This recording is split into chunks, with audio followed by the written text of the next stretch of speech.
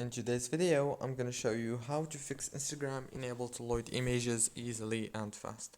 If you have this problem, all what you need to do is go to the settings on your phone, go to the wireless and networks, enable the airplane mode, go back to the settings, go to the apps, go to Instagram app information page, click here on force stop, go down to the storage, click on clear data and clear cache, go back again, click on this data usage option, scroll down, turn off the Wi-Fi and the mobile data and then enable them again.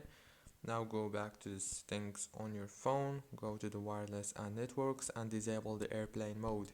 Now restart your phone and reopen Instagram and the problem is gonna be fixed. Don't forget to like and subscribe, and thank you so much for watching this video. I hope it was helpful. See you later.